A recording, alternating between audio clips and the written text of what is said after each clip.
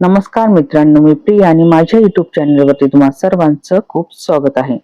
आज आपण ऐकणार आहोत वटपौर्णिमा पौराणिक कथा। प्रसिद्ध तत्ववेत्ता अश्वपती हा भद्रा देशाचा राजा होता।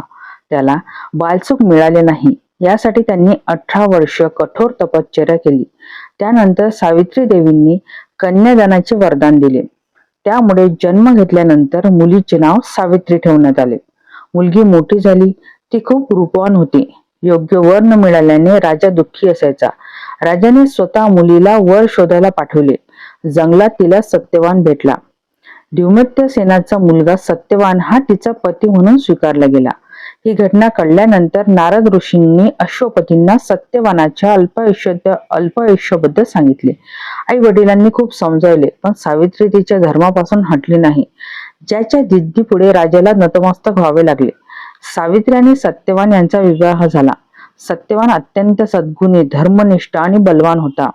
आई वडिलांची पूर्ण काळजी घेत असे। सावित्री राजवाडा सोडून जंगलातल्या झोपडीत आली होती। ती आपले कपडे सोडून आपल्या आंधळ्या सासू-सासऱ्यांची सेवा करायची।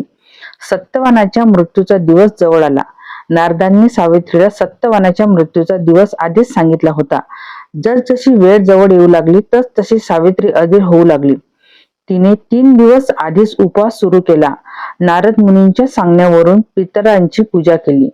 रोजच्या प्रमाणे सत्यवान लाकूड तोडण्यासाठी जंगलात जाऊन अन्न बनवून लागला, म्हणून सावित्री त्याच्याबरोबर गेली। सत्यवानाचा मृत्यूचा दिवस होता।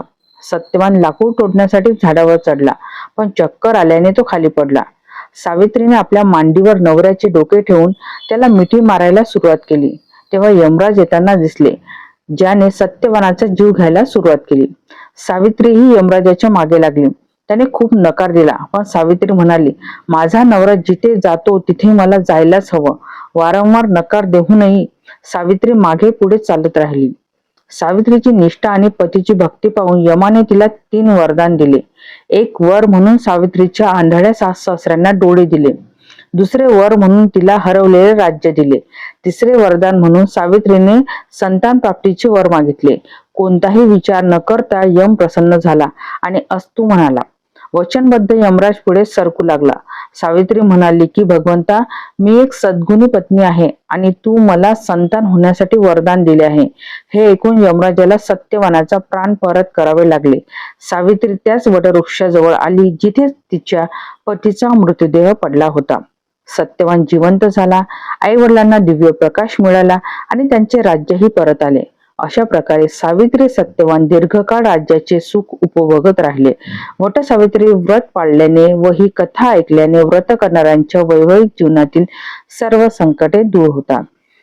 आजची कथा आवडली असेल तर व्हिडिओला लाईक करा, चॅनलवरती नवीन असाल तर प्लीज चॅनलला सबस्क्राईब करा आणि भेटू अशाच नवनवीन व्हिडिओमध्ये।